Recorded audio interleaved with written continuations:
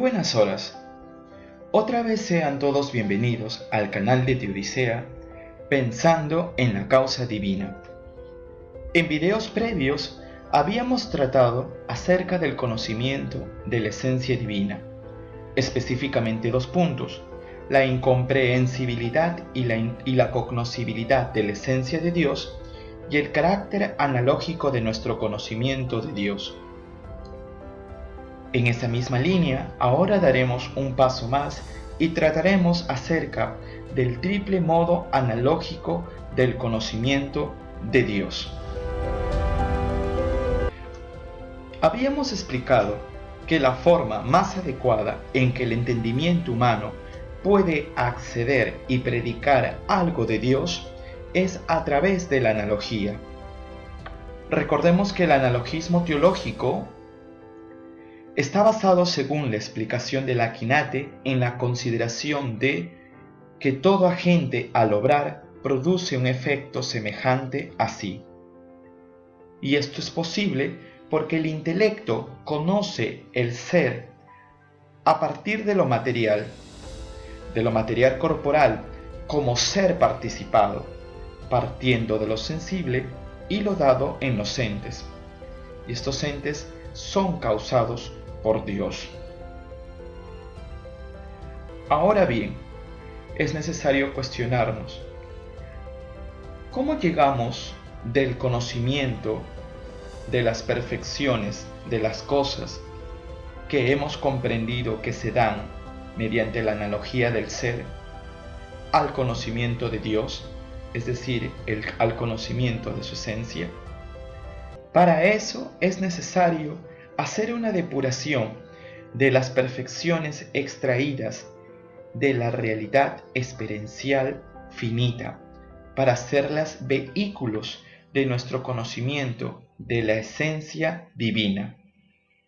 Aquí es donde Santo Tomás ha dicho en la Suma Teológica, exactamente en el artículo 8 de la Quaestio 3 de la primera parte, que, partiendo de los efectos divinos, no podemos conocer la naturaleza divina según lo que es en sí, sino por modo de la afirmación o causalidad, negación y eminencia.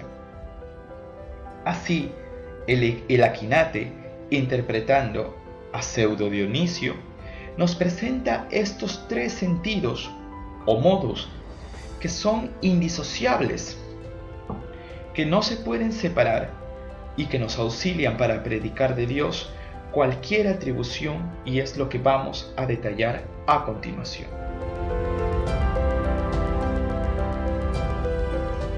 Primero, tenemos a Dios, que es el objeto de estudio de la Teodicea, de quien vamos a predicar una perfección bajo estos tres sentidos o modos.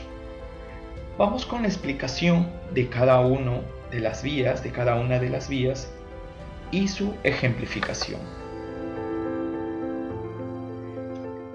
En el primer modo o vía de la afirmación o causalidad, es la vía propia de la teología afirmativa o también llamada catafática, tenemos que aquí afirmamos de Dios la perfección de las criaturas. Las perfecciones que podemos capturar de las criaturas, porque comprendemos que cualquier perfección de las criaturas provienen de Dios como de su causa. Así podemos sostener, por ejemplo, que Dios es sabio, y esto es necesario afirmarlo de Él por el hecho de darse en Él la semejanza de la sabiduría que de Él fluye, es decir, que si comprendemos que existe la sabiduría, ella en su estado puro o propio le compete a Dios. Por lo tanto, Dios es sabio.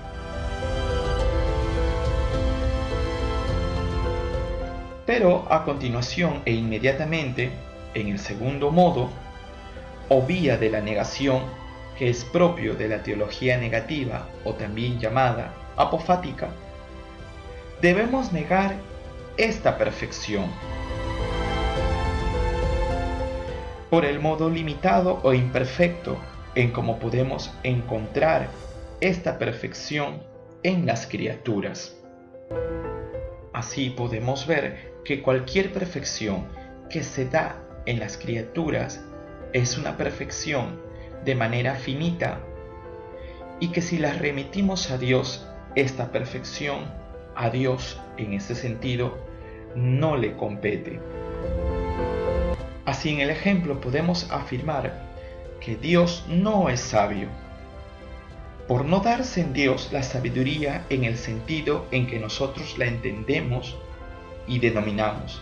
Es decir, por más que hayamos tenido la experiencia de encontrarnos con el hombre más sabio, o podamos concebir la sabiduría humana en su máxima expresión, esta no es la sabiduría de Dios.